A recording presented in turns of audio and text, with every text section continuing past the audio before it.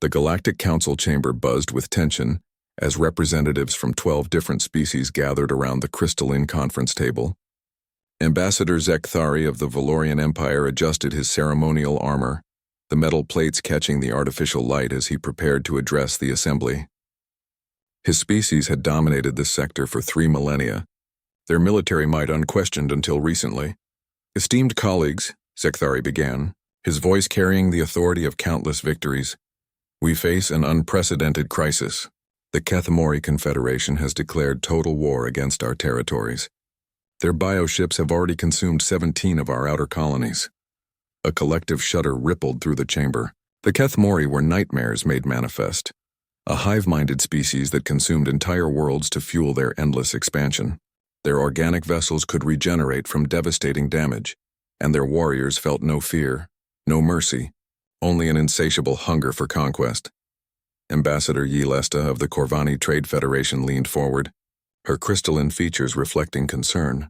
Our economic projections show complete territorial collapse within 18 standard cycles, if current engagement patterns continue. The Kethmori adaptive capabilities exceed all previous threat assessments. We've tried everything, added General Moxandra from the Hegemony Defense Forces. Plasma bombardments, quantum disruptors, even antimatter warheads. They adapt faster than we can develop new weapons. Each victory they achieve makes them stronger, more resilient. The assembled delegates exchanged worried glances. For the first time in galactic recorded history, their combined military forces seemed inadequate against a single enemy. The Kethmori had evolved beyond conventional warfare, their organic technology learning from every encounter. What about the newcomers? Suggested Dr. Fenwira, the Altarian scientist whose species had contributed advanced shield technology to the war effort.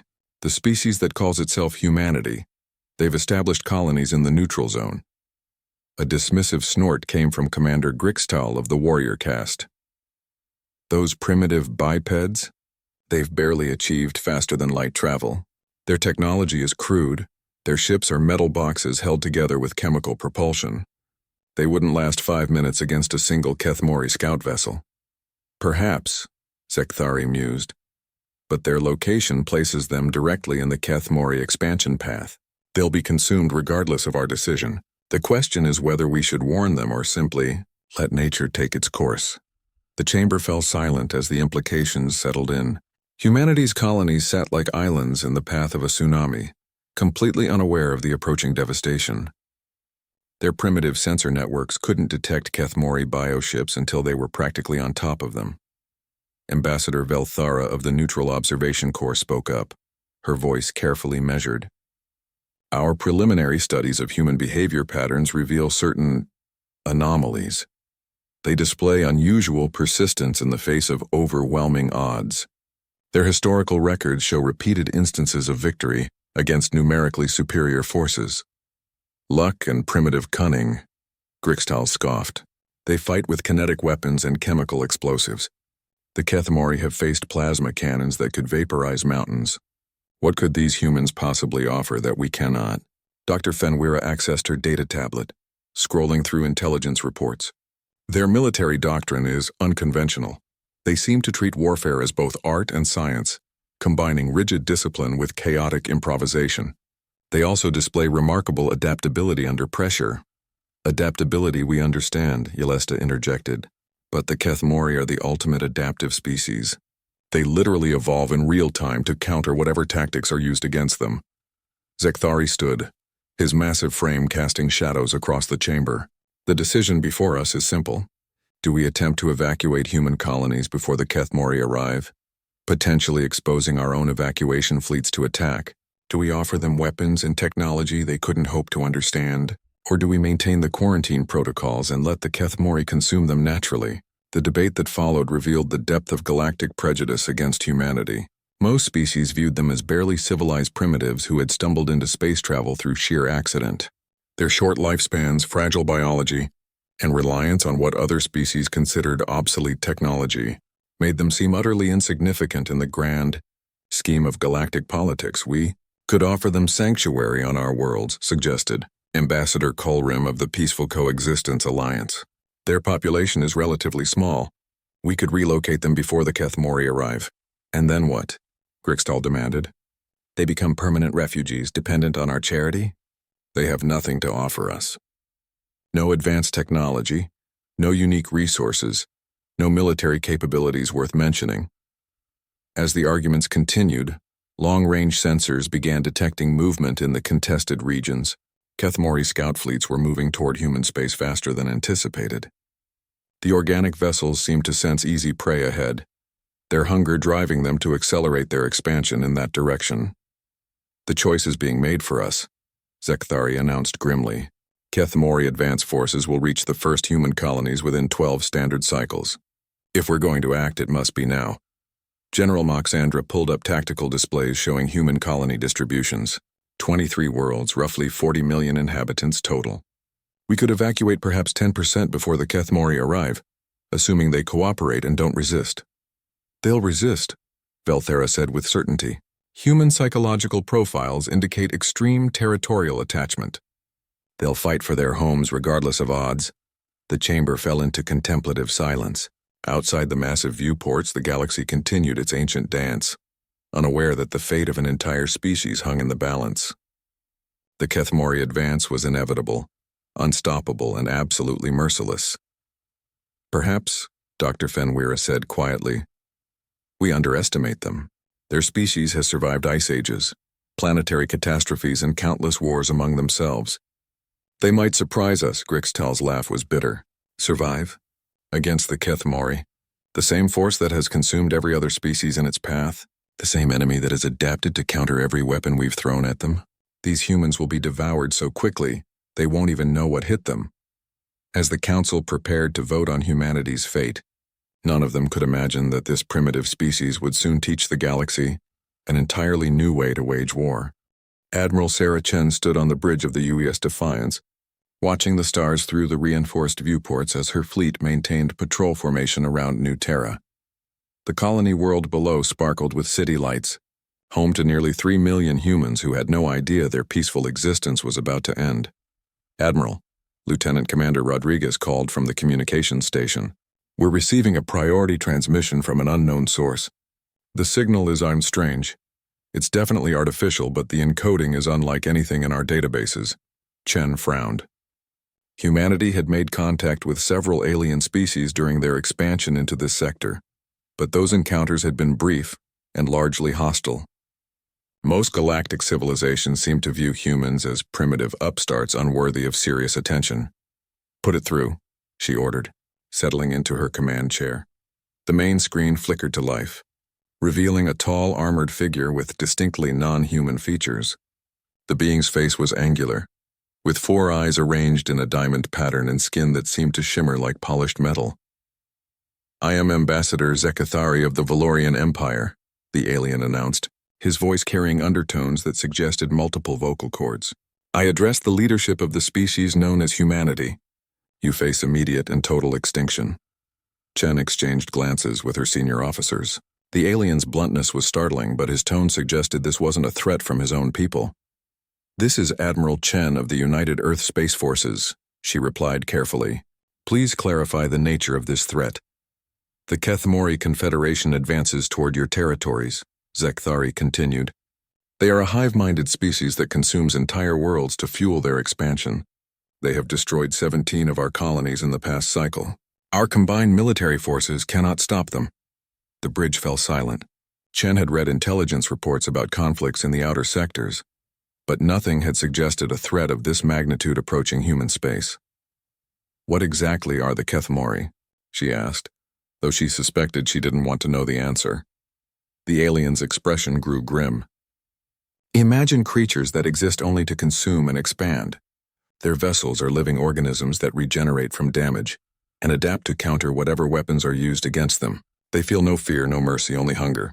Every world they devour makes them stronger. Commander Harrison, Chen's tactical officer, leaned forward. How long do we have? Our projections indicate first contact within 12 of your standard days, Zekthari replied.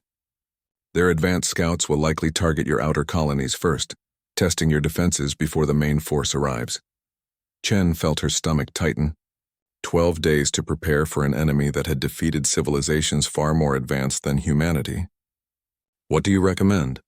Evacuation?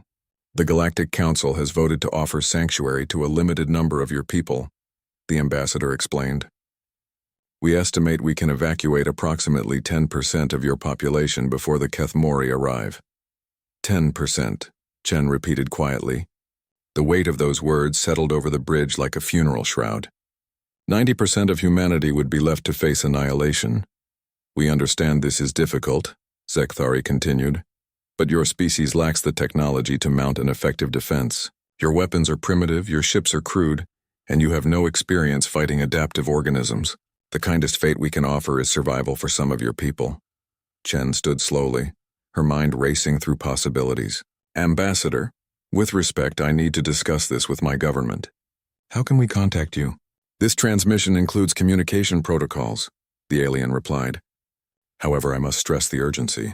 Every hour of delay reduces the number of your people we can save. The transmission ended, leaving the bridge in stunned silence. Chen stared at the starfield, knowing that somewhere out there, an unstoppable force was bearing down on everything humanity had built. Admiral, Rodriguez said quietly, should I patch this through to Earth Command? Yes, but secure channels only, Chen replied. And send a priority alert to all fleet commanders.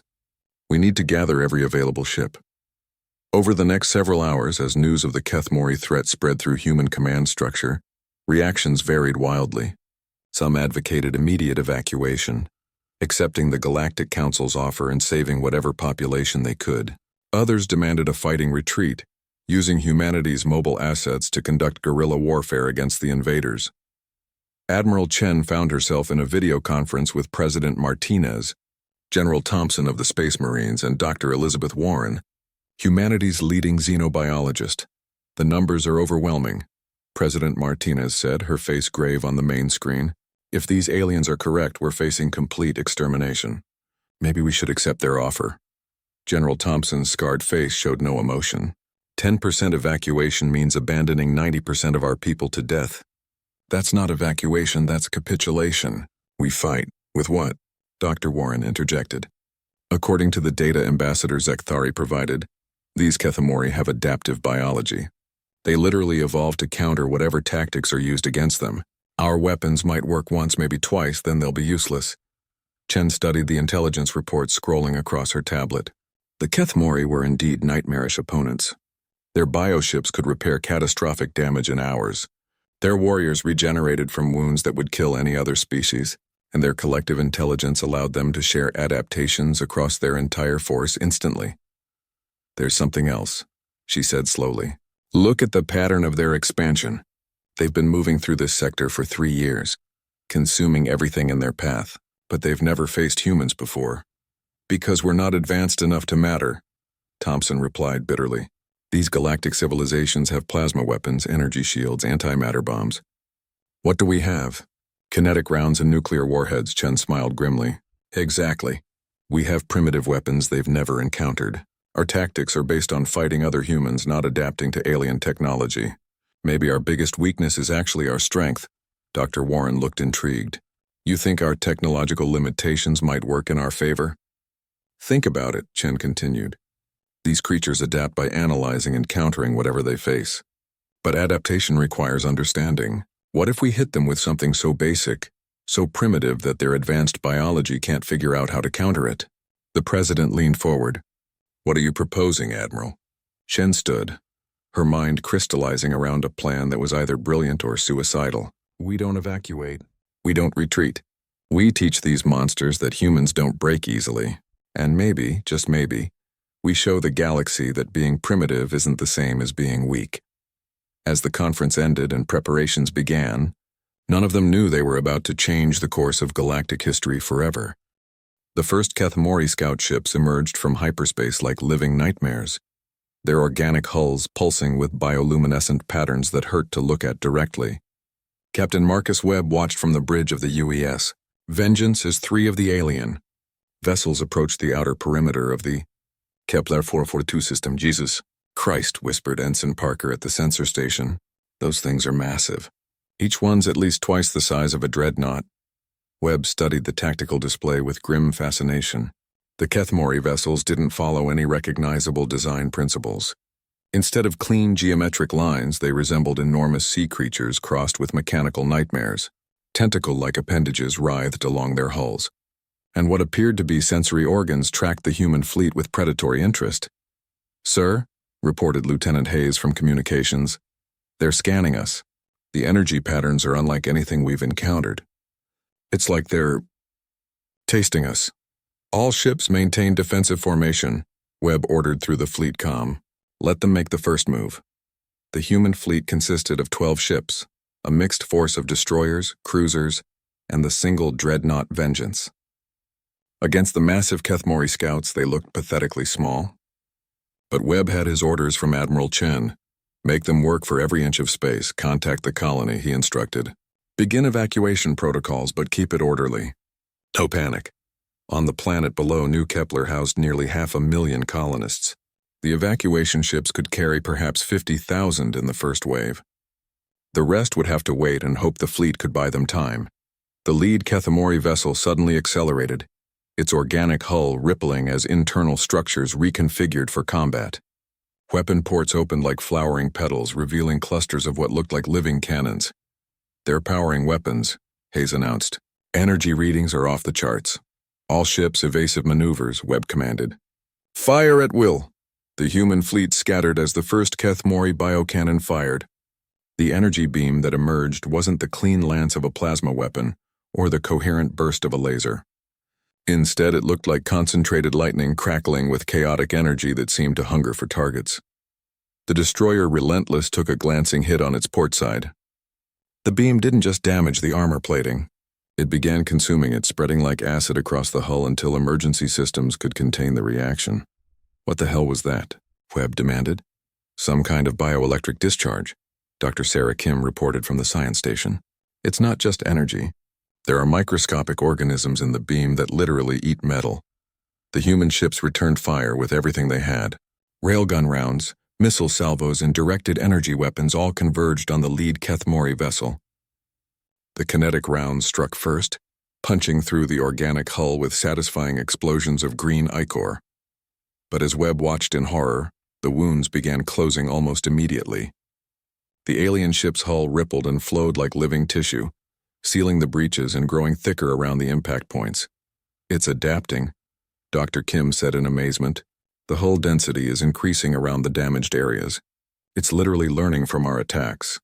The second Kethmori vessel joined the fight, its biocannons targeting the cruiser Determination. Captain Rodriguez tried to evade, but the organic weapons seemed to predict his moves, adjusting their fire pattern with uncanny accuracy. "All ships, switch to nuclear warheads," Webb ordered.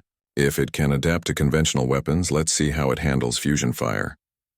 The nuclear missiles struck the lead Kethmori vessel in a series of brilliant flashes. For a moment, Webb thought they had scored a decisive victory as massive sections of the alien ship were vaporized by the atomic explosions.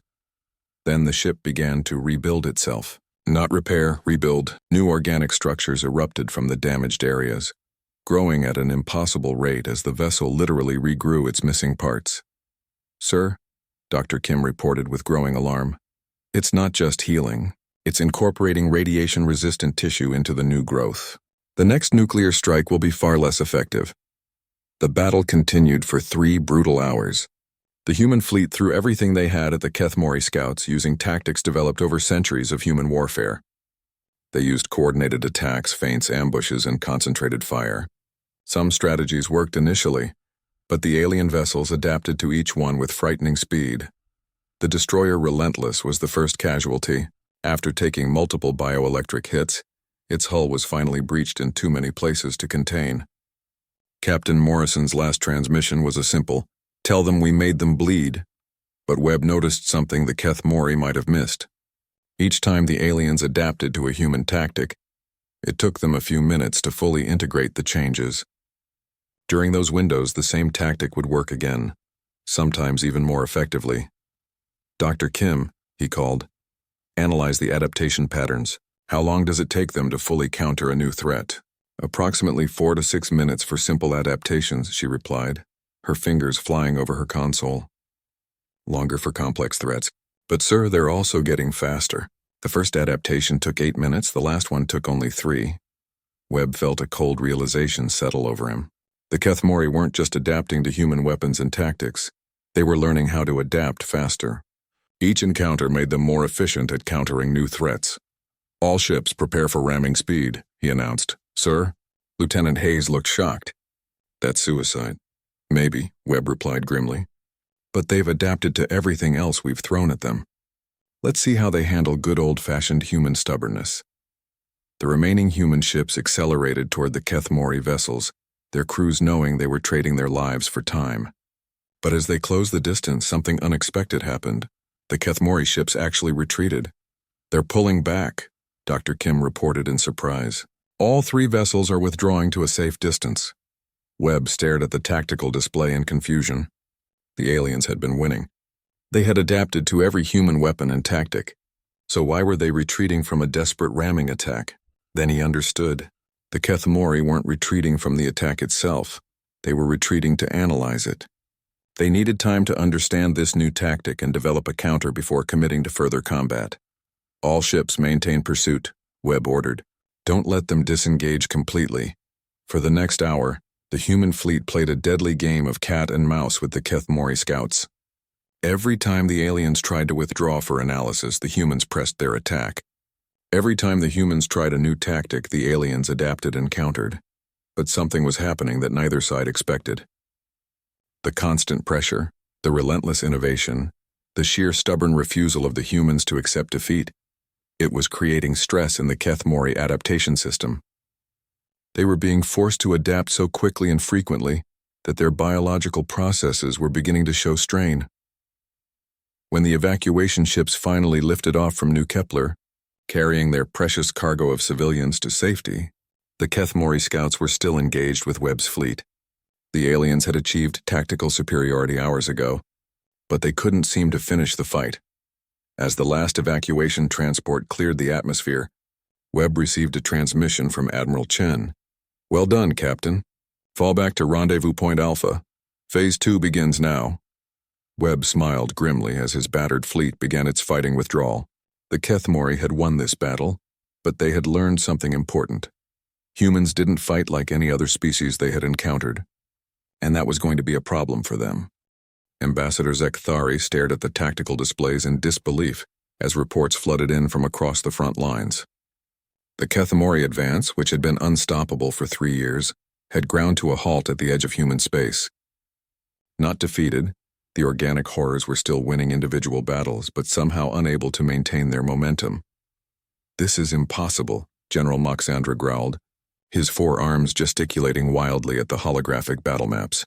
"The humans should have been consumed within days. Instead, they've been fighting for 3 weeks and still holding territory." The Galactic Council chamber buzzed with confused chatter as military analysts struggled to understand what they were seeing. Every conventional model predicted complete human collapse within 72 hours of first contact. Instead, the primitive species was somehow slowing down the most feared force in the galaxy. "Show me the Kepler engagement again," Zekthari demanded. The holographic display replayed the battle for the 5th time. 3 Kethmori scouts against 12 human vessels. The aliens had adapted to every weapon, every tactic, every desperate strategy the humans threw at them. By all rights, the human fleet should have been annihilated. Instead, the battle had lasted 18 hours before the Kethmori finally withdrew to regroup. Not because they were losing, but because they needed time to process what they had learned. There, Dr. Fenwira pointed to a section of the replay. When the humans attempted their ramming attack, the Kethmori retreated to analyze the tactic. But the humans didn't let them disengage cleanly.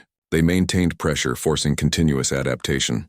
Commander Grixtal shook his massive head. "Adaptation fatigue. I've never seen anything like it. The Kethmori biological systems are being overwhelmed by the rate of change required." "But how?" Yelesta demanded. "Human tactics aren't that sophisticated. We've studied their military doctrine. It's crude, straightforward, based on overwhelming firepower and stubborn persistence." "That's exactly the point," said a new voice from the chamber entrance. Everyone turned to see Admiral Chen striding into the room, flanked by 2 human Marines in full combat armor. Her presence caused a ripple of surprise. No human had ever been granted access to the Galactic Council chamber before. "Admiral Chen." Zekthari said carefully. This is most irregular. The Council does not recognize. The Council is about to recognize a lot of things, Chen interrupted, her voice carrying the authority of someone who had spent weeks fighting impossible odds. Because we need to talk. She approached the central display, studying the tactical readouts with professional interest. Your analysis is correct but incomplete. You're looking at this through the lens of advanced warfare, trying to understand how primitive tactics could succeed against adaptive biology. And how would you explain it? General Moxandra asked with barely concealed contempt. Chen smiled grimly. You've been fighting the Keth Mori with sophisticated weapons and advanced tactics. They adapt by analyzing and countering whatever they encounter. But adaptation requires pattern recognition. Our weapons and tactics are so primitive, so chaotic, so fundamentally different from everything they've faced that their adaptation systems can't find stable patterns to counter. Dr. Fenweira leaned forward, intrigued. You're saying your technological limitations are actually advantages? More than that, Chen replied. We're unpredictable because we're desperate. When one tactic fails, we don't refine it or enhance it. We throw it out and try something completely different. Sometimes something so crazy it shouldn't work at all. She gestured to the holographic display. At the Battle of Proxima Station, one of our captains defeated a Keth Mori cruiser by ramming it with a cargo hauler loaded with industrial mining explosives.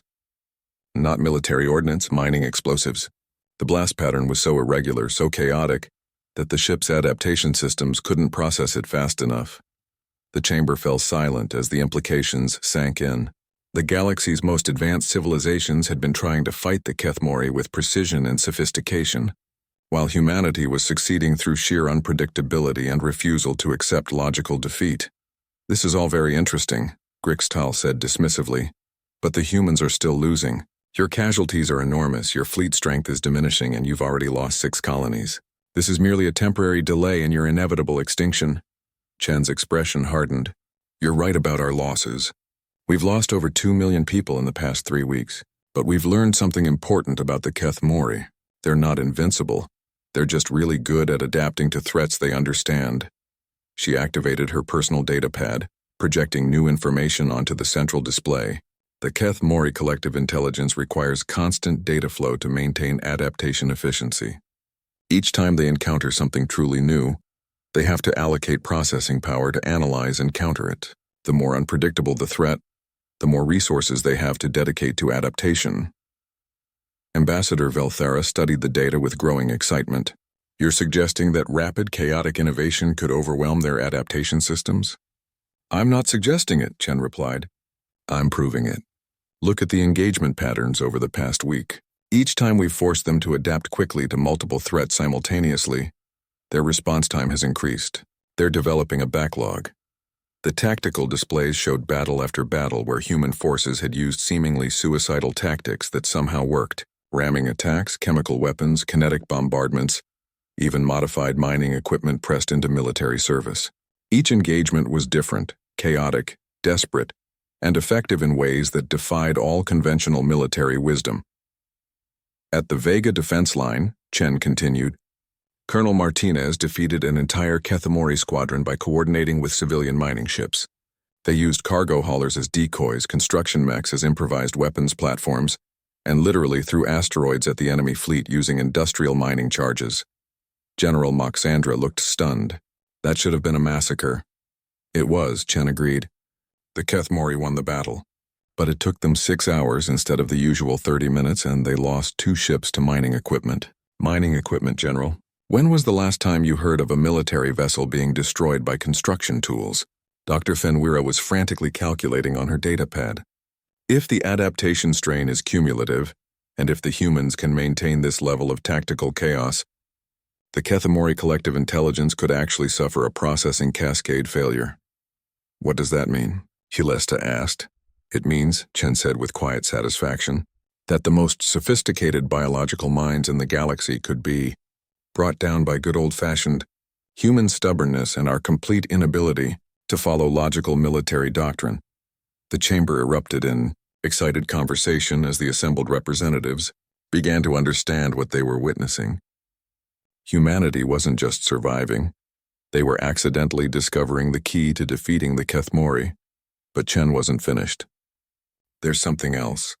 We've been analyzing Kethmori behavior patterns, and we think we know why they're so focused on consuming worlds instead of just destroying them.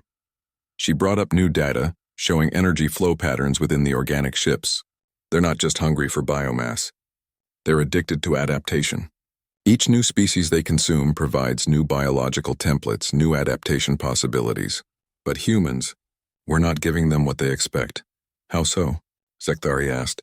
Chen's smile was predatory. We taste terrible. Every time they try to incorporate human biological patterns into their adaptation matrix, it introduces chaos into their systems. We're literally giving them indigestion on a cellular level. As the full scope of humanity's accidental biological warfare became clear, the Galactic Council began to see the impossible truth. The most primitive species in the galaxy had stumbled upon the perfect weapon against their most feared enemy. And they were just getting started. Captain Elena Vasquez crouched behind the twisted wreckage of what had once been a Kethmori bioship, her combat suit's sensors struggling to process the alien environment. The interior of the crashed vessel pulsed with sickly bioluminescence, its organic corridors writhing like the intestines of some massive creature. "This is insane," muttered Sergeant Thompson through the comm, his voice tight with barely controlled fear. "We're actually inside one of these things." "Stay focused," Vasquez replied, checking her weapon's ammunition counter. The modified assault rifle fired depleted uranium rounds. Not because they were particularly effective against Kethmori biology, but because the radioactive decay patterns were completely random and impossible to predict or adapt to. This was humanity's latest desperate gambit, direct boarding actions against Kethmori vessels. While the galactic powers fought with precision weapons from a safe distance, human Marines were literally cutting their way inside enemy ships and fighting hand-to-hand combat in the corridors. The strategy had emerged from a combination of desperation and discovery.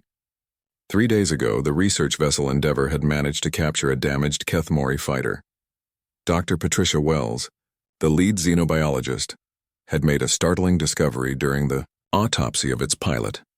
The individual Kethmori organisms are far less adaptable than the collective, she had reported to Admiral Chen. When separated from the hive mind's processing network, they revert to basic biological responses. They can still fight, but they can't adapt in real time. The implications were staggering. If human forces could somehow isolate Kethmori warriors from their collective consciousness, they could level the playing field dramatically. Now Vasquez and her team were testing that theory in the most direct way possible. They had crash-landed their assault shuttle directly into the hull of a Kethmori cruiser, using shaped charges to blast through the organic armor and create a breach that the ship's healing systems couldn't immediately seal. "Movement ahead," reported Corporal Martinez from point position. 3 contacts approximately 50 meters down the corridor. Vasquez studied the tactical display on her helmet's HUD. The Kethmori ship's internal structure was unlike anything in human experience. Instead of decks and compartments, it featured a complex network of organic chambers connected by arterial passages. The entire vessel was alive, responding to threats by reshaping its internal layout in real time. "Remember," she broadcast to her squad, "we're not here to win, we're here to cause chaos. Hit them hard, hit them fast, and keep moving. Don't give them time to adapt." The first Kethmori warrior emerged from a sphincter-like doorway, its form a nightmare fusion of insect and predator. Standing nearly 3 meters tall, it moved with fluid grace on 6 chitinous legs, while 4 upper limbs ended in bioweapons that were part gun, part living creature. But something was wrong with its movements. Instead of the coordinated precision Vasquez had seen in battlefield recordings, this warrior seemed sluggish, almost confused. It raised its bioweapons toward the human squad, but the targeting was erratic. It's cut off from the hive mind, she realized. The ship's internal communication network must be damaged. "Fire!" The human squad opened up with everything they had. Depleted uranium rounds, incendiary grenades, and high explosive charges filled the organic corridor with deadly chaos. The Kethmori warrior staggered under the assault, its bioarmor adapting to each weapon type, but never fast enough to provide complete protection. More importantly, Vasquez noticed that each adaptation was localized to the specific limb or body section taking damage. Without the collective intelligence to coordinate a full-body response, the creature was fighting with the biological equivalent of tunnel vision. "It's working," she shouted. "Keep the pressure on!" The warrior finally collapsed, its form twitching as cellular death spread through its nervous system. But even as it died, Vasquez could see new Kethmori approaching from deeper within the ship. "Move. The ship's trying to restore communications." She led her squad deeper into the organic maze, following the tactical plan that had seemed like suicide when they'd briefed it 6 hours ago. The human strategy was simple in concept, but terrifying in execution. Small boarding teams would penetrate Kethmori vessels, locate and destroy the bio-neural relay nodes that maintained hive-mind communication, then fight their way to critical ship systems. Without central coordination, individual Kethmori would be reduced to highly dangerous but ultimately manageable opponents. As they moved through the pulsing corridors, Vasquez's team encountered pockets of resistance that felt almost surreal. Isolated Kethmori warriors fought with savage ferocity, but without the tactical coordination that made them nearly invincible. They adapted to individual threats but couldn't share those adaptations with their comrades. "Neural relay node identified," reported Martinez, studying his scanner readings. 30 meters ahead, chamber designation. It's shaped like a kidney." The node chamber was a cathedral of organic horror, its walls lined with pulsing neural tissue that connected to fiber optic biocables running throughout the ship. At the center, a massive brain-like structure coordinated the constant flow of adaptation data. "Thermite charges," Vasquez ordered. "We cook this thing and move on to the next target." As the incendiary devices activated, the organic structure began to convulse and actually scream, through speakers that were living vocal cords. The sound was so disturbing that several Marines had to fight off panic responses, but the mission was working. Throughout the ship, Kethmori warriors suddenly found themselves cut off from the collective intelligence that had made them so effective. They were still dangerous, still adaptive on an individual level, but they were now fighting as separate entities rather than as components of a unified organism. Meanwhile, in the space around the damaged Kethmori vessel, Admiral Chen watched the tactical display with growing excitement. The enemy ship's behavior had changed dramatically since the boarding action began. Instead of the coordinated adaptive responses they had come to expect, the bioship was exhibiting erratic, almost schizophrenic behavior patterns. "It's working," reported Commander Hayes from the comm station. "The Kethmori ship is showing decreased coordination in its defensive systems. Weapons targeting is degraded and it's not adapting to our attack patterns nearly as quickly." Chen nodded grimly. "All ships concentrate fire on the engineering sections. Let's see how well they adapt when..." They're fighting both internal and external threats. Simultaneously, the human fleet opened fire with a coordinated barrage that would have been easily countered by a healthy Kethmori vessel.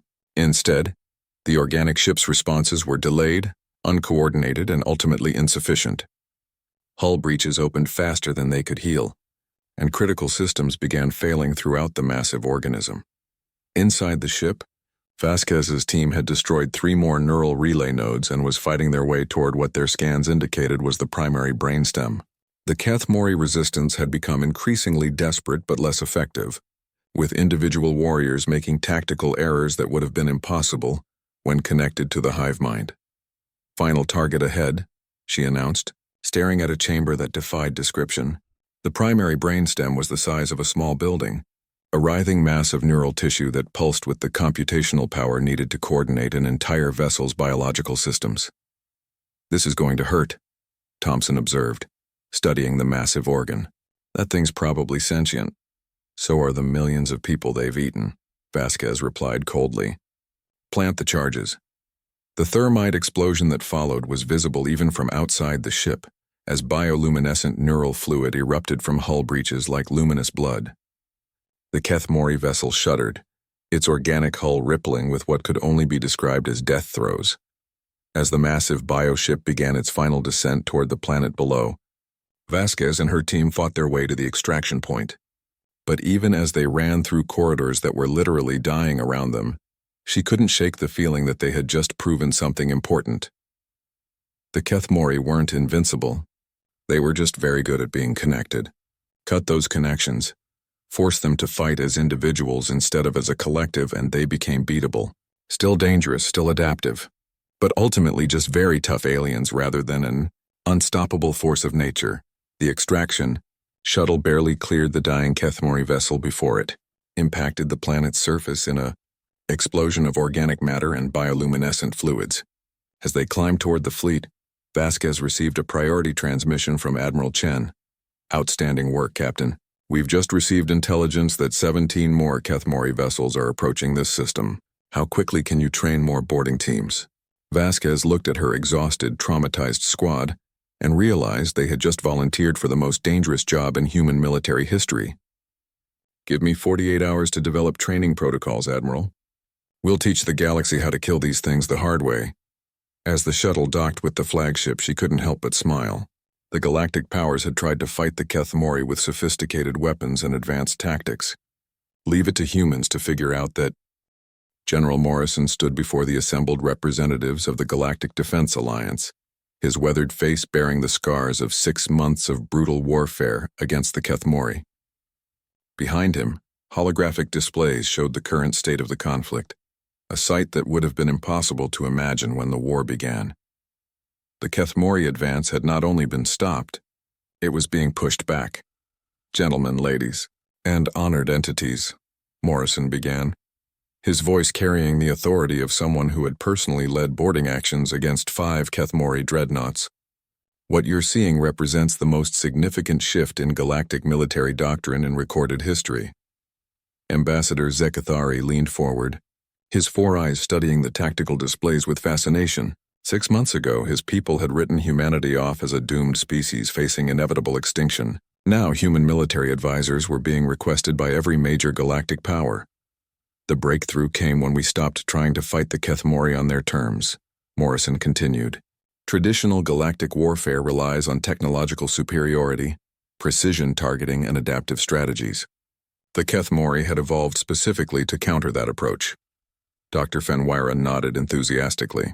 "The human concept of combined chaos operations has proven remarkably effective. By coordinating multiple simultaneous attack vectors using incompatible technologies and deliberately irrational tactics, you've created a form of warfare that the Kethmori collective intelligence cannot efficiently process." Morrison smiled grimly. "We prefer to call it making it up as we go along, but your description is accurate. Let me show you what we've learned." The holographic display shifted to show a recent battle at the Altair system. What the assembled delegates saw defied every principle of military science they understood. Human forces had engaged a Kethmori battle group using everything from nuclear weapons to medieval siege tactics. Destroyers launched boarding parties while simultaneously conducting orbital bombardments. Marines fought hand-to-hand combat inside enemy ships while fighter pilots used ramming attacks against biovessels 10 times their size. Most incredibly, civilian vessels had been pressed into service as weapons platforms. Cargo haulers carried improvised explosives. Mining ships used industrial drilling equipment as weapons, and transport vessels served as guided missiles packed with whatever explosives could be found. "This should have been a disaster," General Moxandra observed. "No coordination, no standardized equipment, multiple conflicting command structures. How did you maintain any operational effectiveness?" "That's the beauty of it," Morrison replied. "We didn't maintain operational effectiveness in any traditional sense. We maintained operational chaos. The Kethmori adaptation systems require pattern recognition to function. When there are no patterns to recognize, they can't adapt effectively." Commander Grixtal studied the battle recordings with obvious skepticism. "But your casualty rates are enormous. Humans are dying at ratios that would break any other species' will to fight." Morrison's expression darkened.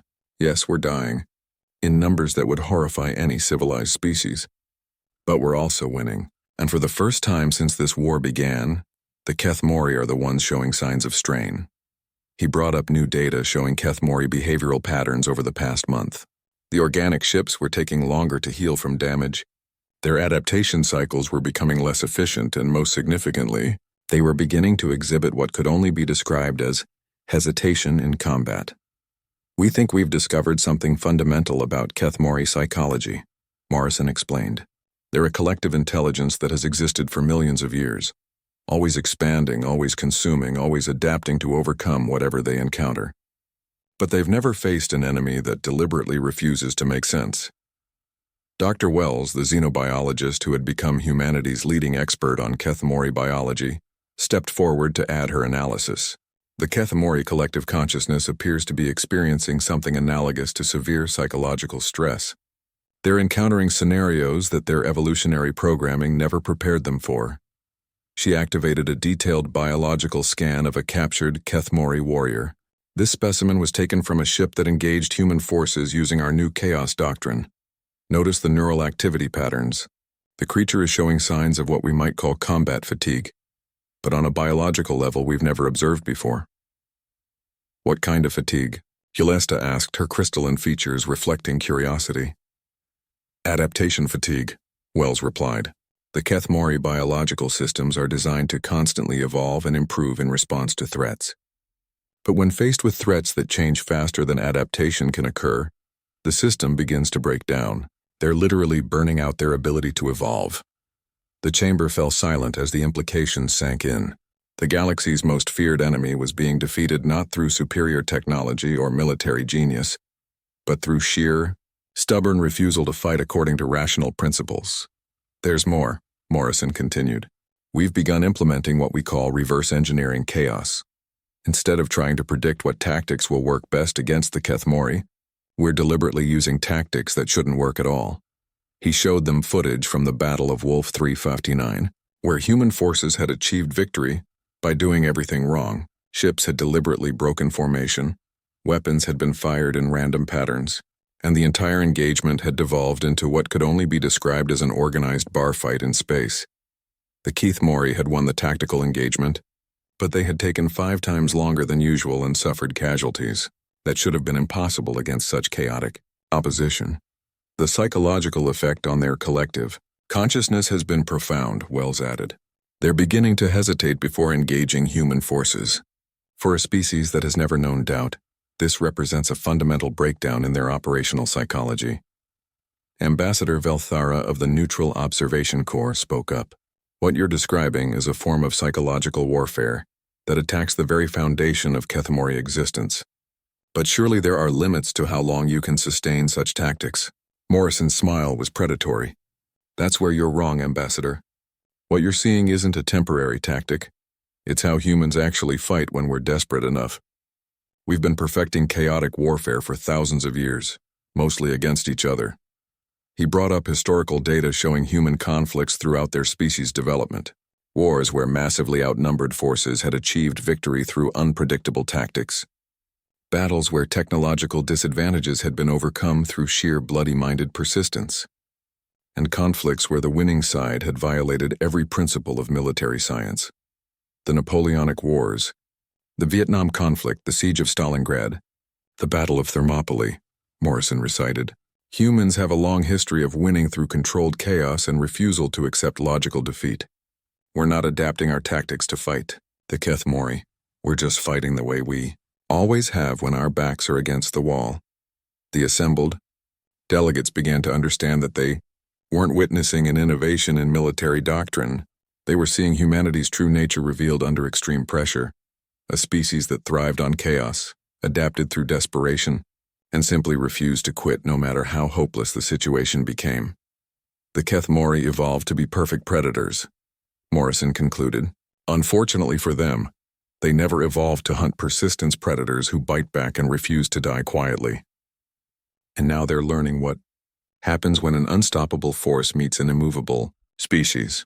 As the briefing ended and the galactic representatives began to understand the full scope of humanity's accidental discovery, one thought echoed through the chamber. The most primitive species in the galaxy had just revolutionized warfare by refusing to evolve beyond organized chaos. And it was working. Admiral Chen stood on the observation deck of the UES Indomitable, watching as the final Kethmori mothership burned in the void of space. After 8 months of the most brutal warfare in galactic history, the seemingly unstoppable hive mind had finally been broken. Not through superior technology or tactical brilliance, but through humanity's greatest weapon, the absolute refusal to make sense. Final casualty reports. Admiral, Commander Hayes announced, his voice heavy with exhaustion. Total human losses: 4.7 million military personnel, 2.3 million civilians. Chen closed her eyes. Nearly 7 million human lives lost to prove a point that should have been obvious. Sometimes the best way to fight a perfectly adapted enemy is to be perfectly unpredictable. Behind her, the assembled fleet represented every major galactic power. Valorian dreadnoughts flew alongside Corvani trade vessels hastily converted to warships. Hegemony defense forces coordinated with civilian mining operations. The most sophisticated military alliance in galactic history had learned to fight by copying humanity's chaotic approach to warfare. Incoming transmission from the Galactic Council, Hayes reported. They're requesting a formal address. Chen straightened her uniform and walked to the communication center. The main screen activated, showing the familiar chamber where, 8 months ago, she had been told that humanity was doomed to extinction. Admiral Chen, Ambassador Zekthari began, his voice carrying a respect that had been entirely absent from their first meeting. On behalf of the Galactic Council, I wish to formally thank the human species for their unique contribution to our collective survival. Just doing our job, Ambassador, Chen replied simply, though I suspect our definition of job is a bit different from yours. Dr. Fenweira leaned forward eagerly. Admiral, our preliminary analysis of the final engagement suggests that the Kethmori collective consciousness suffered what can only be described as a complete psychological breakdown. How did you achieve such a decisive victory? Chen smiled grimly. We convinced them that resistance was futile, just not in the way you might expect. The final battle had been humanity's masterpiece of organized chaos. Instead of a coordinated assault on the Kethmori mothership, human forces had launched 17 separate, completely unrelated attacks using incompatible tactics and contradictory objectives. One battle group had attempted to ram the massive biovessel while simultaneously trying to board it. Another had conducted precision orbital bombardment while deploying landing craft for a surface assault on a ship that had no surface. A third group had used psychological warfare tactics against a species that supposedly felt no emotions. Most incredibly, civilian volunteers had joined the battle using everything from luxury yachts to garbage scows as improvised weapons platforms. The resulting engagement had been so chaotic that even human command couldn't track all the variables involved. The Kethmori collective intelligence simply couldn't process what it was experiencing, Chen explained. For millions of years they had adapted to overcome any threat by analyzing it, understanding it, and developing counters. But you can't analyze pure chaos. You can't adapt to tactics that change faster than adaptation can occur. General Moxandra studied the battle recordings with fascination. The mothership actually stopped defending itself in the final moments. It just gave up. More accurately, it had a nervous breakdown, Dr. Wells interjected from her position at the science station. The Kethmori collective consciousness couldn't reconcile what it was experiencing with its fundamental understanding of reality. They had become so perfectly adapted to logical warfare that they literally couldn't comprehend illogical warfare. The irony wasn't lost on anyone present. The galaxy's most sophisticated biological minds had been defeated by humanity's complete inability to think like sophisticated biological minds. There's something else, Chen continued. We've been monitoring Kethmori communications throughout this final engagement. In the last moments before the mothership's destruction, they transmitted something that our linguists have been working to translate. She nodded to Dr. Martinez, the xenolinguistics specialist who had spent months learning to interpret Kethmori bioelectrical communication patterns. The final transmission, when translated as closely as possible to human concepts, appears to be a single repeated phrase, Dr. Martinez reported. The closest approximation would be, "This does not compute. This does not compute. This does not compute." The chamber fell silent as the full scope of humanity's achievement became clear. They hadn't just won a war. They had driven a millions-year-old collective intelligence to madness through sheer, stubborn refusal to follow logical military doctrine. What happens now? Ambassador Velthara asked. The Kethmori threat has been eliminated, but at enormous cost. How do we prevent such a catastrophe from occurring again? Chen looked around the assembled galactic representatives, these sophisticated beings who had ruled space for millennia, before humanity had even discovered fire. You learn, she said simply. You learn that sometimes the most advanced solution to a problem is the most primitive one. You learn that adaptation isn't always about becoming more sophisticated. Sometimes it's about becoming more stubborn. Commander Grixtall, who had dismissed humanity as primitive savages 8 months ago, spoke with genuine humility. We would be honored to establish formal military cooperation agreements with the human species. Our tactical doctrines clearly need diversification. Diversification, Chen repeated with amusement.